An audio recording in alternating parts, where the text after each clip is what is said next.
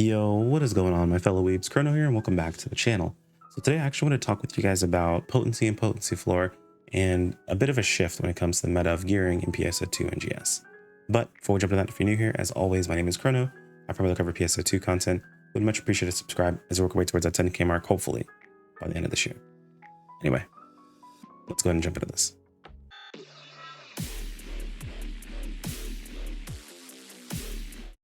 So I wanted to talk about this with you guys, primarily because there's been a bit of a shift with like the Fixa meta when it comes to gearing, at least at a high end. And I wanted to talk with you guys about it kind of across the board because some people were a bit confused as to like why this is good or how this works out. And I went back and rewatched my video talking about being best in slot again, so on and so forth. And to be perfectly honest, it was a little bit, it was a bit lacking in the explanation.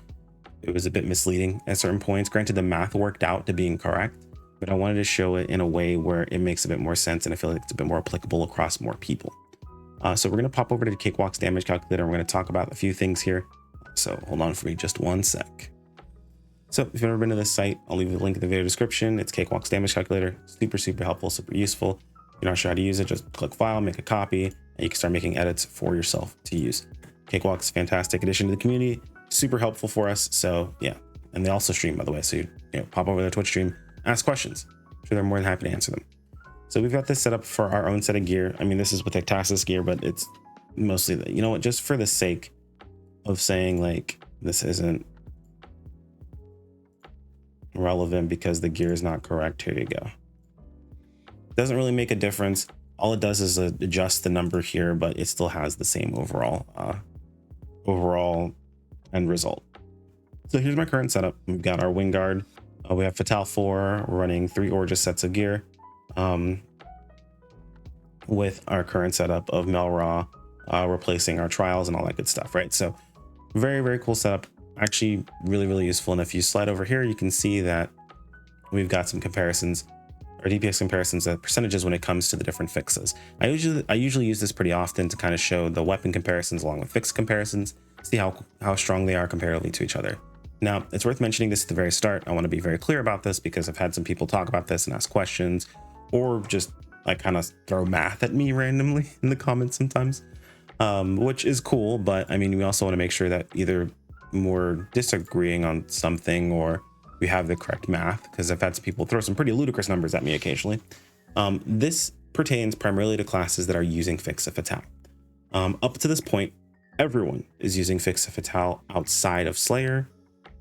These are classed primarily, there are of course fringe cases, but outside of Slayer, Force, and Ranger. Those are the primary classes that are going to be using different fixes. Slayer of course being Termina, and Force and Ranger of course being Wicks.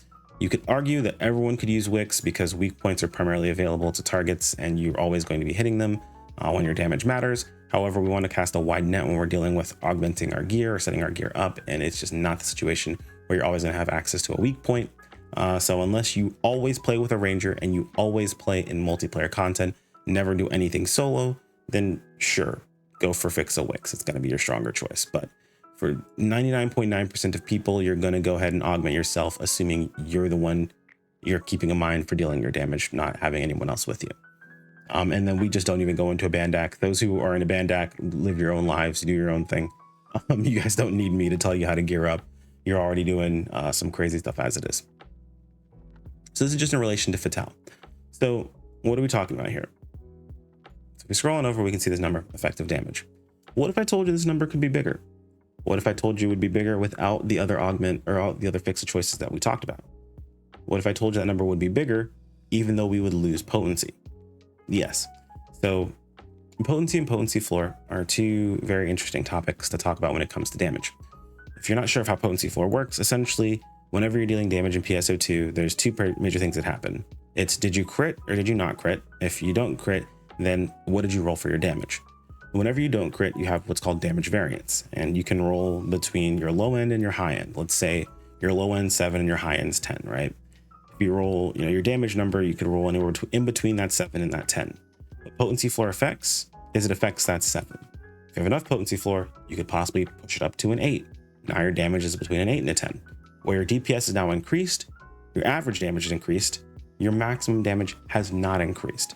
So that hopefully gives an idea of how potency floor works. It's a very rudimentary way of explaining it, but it mostly applies to the situation itself. Potency floor affects the low end of the damage roll whenever you do not crit. Potency in itself affects everything. That includes your crit as well. Whenever you do crit, you roll your highest of your damage numbers. So you roll, like from that example, that 10 plus your critical damage multiplier on top of that as well. Whatever it happens to be between Termina and your add-on skills and all that good stuff. Like you roll that damage, that max damage, plus that multiplier, the base one that exists, plus, you know, any additive bonuses or any multiplicative bonuses that are on top of that. So you have potency affecting all of it and potency floor only affecting that non-crit. So why is potency floor so important?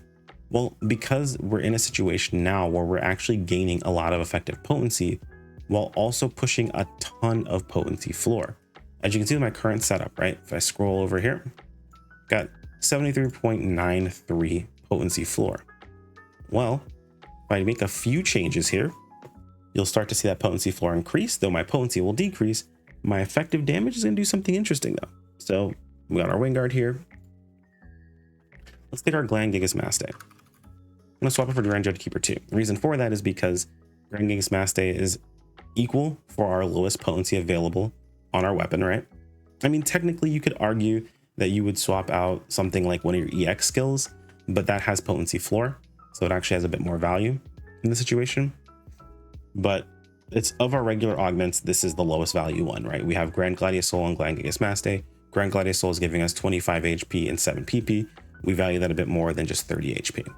So we swap to Grand Judge Keeper 2. Now you'll see the number technically went down, right? We see number go down. We're like, oh no, what's going on here? Why number go down? Hold on, we'll be back to that. So we're now down to 12,046. But what we've gained is we've gained 10 HP, 4 PP, and 1 damage resistance. Well, we can kind of continue this process, right? So we keep an eye on effective damage. Let's go to High Kavar. So High Kavar. Oh, look at that. The number went up. We lost potency, but number's starting to go up now. Let's do it again. Number went up again. Interesting, right? And again. And now number has yet again increased. Now it's not as high as it was before. Keep that in mind. Well, what's happened? So we've gained potency floor across the board. Now we're at 84.3. We're at 84.39, which is pretty massive when it comes to potency floor. Now we've lost a bit of damage, but what we have gained is 10 HP, 4 PP, 1 damage resistance here. We gained 6 PP per High Kavar Domino we have here. So per High Kavar, we gain 6 PP, so that's 21 PP, plus an extra 4, so that's 25, 10 HP, and 1 damage resistance, all while losing a very minuscule amount of damage. Well, what happens when we flip this to attack? Now we have a bigger number than when we started. So now not only did we gain 10 HP, 25 PP, we also gained damage, but we lost potency. So what's going on here? Well, we've hit a point of potency floor that getting extra crit chance is actually not going to increase our damage. We're actually in a place where we have so much crit chance. Granted, it's not a ton of crit chance, but we have enough crit chance that potency floor actually pushes us a bit ahead. As you can see, Fatal is still fairly close, right? It's still 52% behind, but it's still fairly close. We're in a place now where potency floor is very useful. Now, why does this matter? Well, we're getting ready to get a new weapon. That new weapon, we don't know fully what it does. We don't know if it interacts with crit or not. So this is going to be a moot point, independently if it interacts with crit, has crit damage, has crit chance, whatever it happens to be. We'll have to figure that out. We know some of what it's going to do, right? Like it's going to interact with our PB from what we understand, like build it faster. That's all we really know. We don't know the actual like potential fully. So we can't really make that sort of speculation just yet. And we're not data mining, so we don't know exactly what we're going to be dealing with. But we do know that if we're pushing high-end gear, Fixa attack actually might end up being a bit stronger. A lot of people are going to be transferring their gear from the like the INEA set over to the Ectasis set. And the thing to keep in mind about Ectasis is it doesn't have any utility stats. So by gaining some utility stats, we can deal with that situation a bit earlier and actually increase our overall damage. It's pretty cool. It does put in a situation where Fixa attack is not nearly as bad as it used to be. So if you happen to see, like, let's say for example, we were to go back, right? So let's take us back all the way. Fixa attack 5 is still kind of weaker, right? But what happens when we just, I don't know, swap on some high Kavars in here? Granted, it's a little bit of an expensive one, right? But we're gaining some PP, we're gaining some good stat, right? Well, what happens if a Fixa attack is cheaper than a Fixa Fatale 4? Well, suddenly it's actually better as a Fixa attack because we got some more potency floor. So it's something to keep in mind, right? And it's something that we can actually do. You can push ahead when it comes to the damage overall. It's actually really close, right? Like, let's say, for example, Fixa attack 4 is super, super cheap, right? And you happen to be someone who is still using Hakavar. Well, for you, it's actually within 0.1%. It's kind of crazy how close Fixa attack currently is right now. All this is to say that Fixa attack is a lot stronger than it used to be because we're getting a lot more potency floor. A while back when we were first, pushing into Fatale, and granted, when we were starting to drop potency floor completely was when we got Fatale 4 and higher. But this is also a time where we got like 60 to 65% potency floor, right? Like, we didn't have access to tons and tons of potency floor. Now that we're getting a massive amount of potency floor, along with the massive amount of potency, we've pushed into this meta where Fixa attack slowly but surely crept its way back up into being in the meta. So it's worth mentioning that you might want to look at a Fixa attack weapon as your next weapon. So with that new weapon that's coming out at the end of the month, now granted, I'm not saying to do this right now. I don't think it's worth doing this right now. I don't think it's enough damage to swap over to this right now.